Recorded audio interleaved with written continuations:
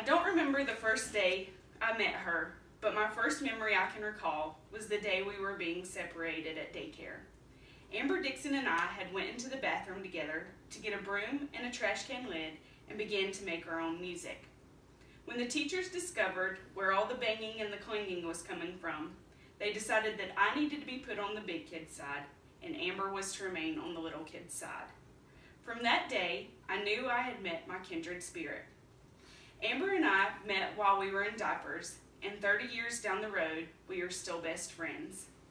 She's always been a positive light in my world because she is the biggest heart I've ever seen in a person. We journeyed through elementary school and high school together, and she was always there if I ever needed her. We both had to deal with the divorcing of our parents, which brought us that much closer. During high school, we were basically inseparable and were often asked if we were sisters. I was the shy, quiet one, but Amber was the one that helped break me out of my shell. After school, I moved to Boone and she moved to Greensboro. Although we were miles apart, we stayed in touch and visited each other frequently. 2 years passed, and because my roommate was graduating college, I moved into a one-bedroom apartment. When the person who was supposed to have helped me move did not show up, in a panic, I picked up my phone and called Amber. Without hesitation, she came and helped me move all of my belongings down 3 flights of stairs and all through the night. It wasn't long after that I was able to convince her that she needed to move to Boone and become my roommate. Amber has always marched to the beat of her own drum and lives life to the fullest. While we were living together, she convinced me to take a spur-of-the-moment trip to New York City for the weekend. It was one of the best trips of my life.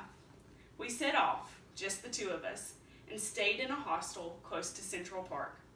We roomed with 4 other girls. 2 were from Australia and 2 were from England. Being a small-town girl, I felt like I'd just traveled the world.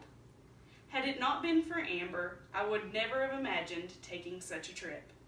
She helps bring out the fearless side of me, and though I'm sure my parents are not thrilled about it, it is what one needs in order to experience the greater things in life.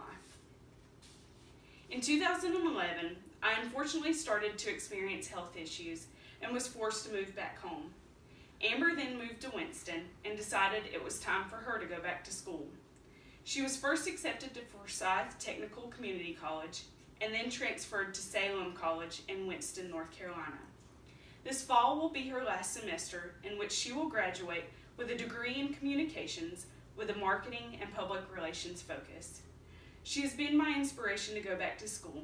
She showed me that it is never too late to go back and accomplish what you desire.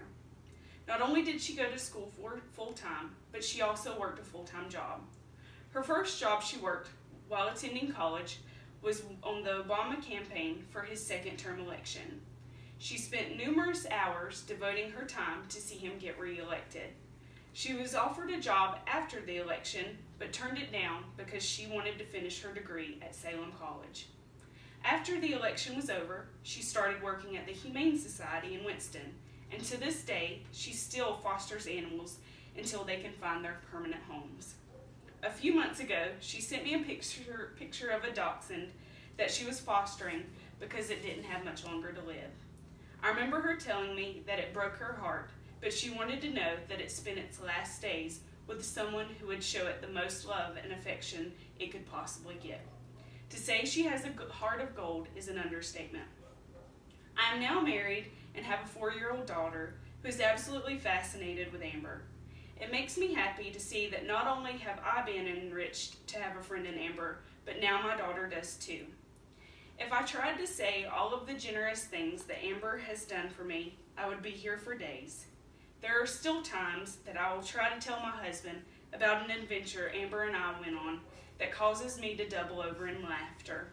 I honestly can't imagine how my life would have been had we never been introduced. I am forever grateful that I have known her all of my life.